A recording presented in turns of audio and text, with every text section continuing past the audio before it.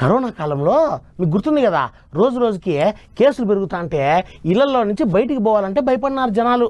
మాస్కులు పెట్టుకోకుండా బయట కాలు కూడా పెట్టలేదంటే నమ్మండి. ప్రాణాలంటే ఎవరికి తీపి ఉండదు చెప్పండి. అప్పుడు కరోనా భయంతో ఇళ్లలో ఉండి బయటకు రాకోకుండా ఉన్న జనాలకి ఇప్పుడు విష జ్వరాలతో బెడ్ ఎక్కినారు. ఇంట్లో నలుగురుంటే ఇద్దరికి జ్వరాలే. మళ్ళా పెయ్యి గాలుడు, కాళ్ళు చేతులు గుంజుడు, ఒళ్ళు నొప్పులు, ఏడుంటే అన్నే కూలవాడు. తెలుగు రాష్ట్రాలలో దడ పుట్టిస్తున్నది డెంగ్యూ. పోడల కాంచి పెద్దోళ్ళ దానక అందరిని దవాఖాన్ల పడేస్తున్నది. వేలకు వేలు కేసులు బయటపడుతున్నాయి. సర్కారు దవాఖాన్లకు లైన్లు కడుతున్నారు పబ్లిక్.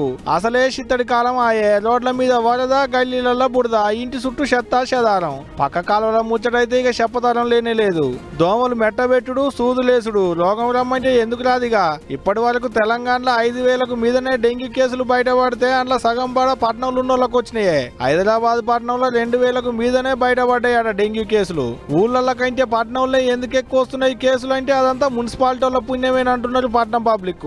స్వచ్ఛ భారత్ అని మొత్తం శుభ్రం చేస్తున్నారు కదా అంటే చేస్తున్నారు. మరి స్వచ్ఛ భారత్ లో ర్యాంకుల కొరకు చెత్త డబ్బాలు తీసేసిర్రు. ఇంటింటికి ఆటోలు వస్తాయి, అందులోనే చెత్త వేయాలని అంటున్నారు. కానీ 2-3 వద్దులకు ఆటోలు వచ్చేటాళ్ళకు పట్టుకొచ్చి రోడ్ల మీద వేస్తున్నారు పబ్లిక్.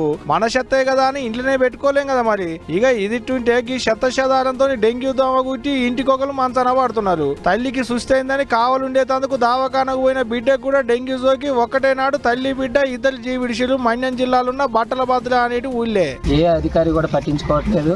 15 రోజుల క్రితం ఒక ఆయన చనిపోయాడు, అల్లు రావణ అని.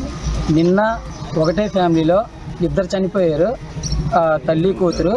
పాప కూడా బీటెక్ చదువుతుంది. వాళ్ళ అంటే సెలవుల్లో వచ్చింది. అయినా సరే ఇక్కడ అధికారులు ఎవరు కూడా పట్టించుకోవట్లేదు. ఇగో గీళ్ళే జీవిడిచింది. ఇంతకు మునుపు కూడా గదే ఊళ్ళే ఇంకొక ఆయన కూడా ఇదే డెంగ్యూతో జీవిడిచిండట. ఇప్పుడు ఇంకో ఇద్దరు. ఇంత అవుతుంటే అధికారుల వాళ్ళు అటు దిక్కు కూడా తొంగి చూడలేదు అంటున్నారు ఊరి పబ్లిక్. ఇక ఇదిట్టుంటే ఇటు సర్కారు దవాఖాన్ల బెడ్లు సరిపోక ప్రైవేట్ దవాఖాన్లకు పోతే ఆ టెస్ట్ ఈ టెస్ట్ అనుకుంటా పూటకో 4 టెస్టులు చేసి పైసల మీద పైసలు గుంజుతున్నారు. అయినా అన్ని సర్కారు వాళ్ళే చూసుకోవాలంటే అట్ట మన జాగ్రత్తలో మనం కూడా ఉండాలి కదా. మనం వేసిన చెత్తలంగా వచ్చిన దోమలే మనల్ని దవాఖాన్ల పడేస్తున్నాయని ఎందుకు అర్థం కావట్లేదో ఈ పబ్లిక్ కు.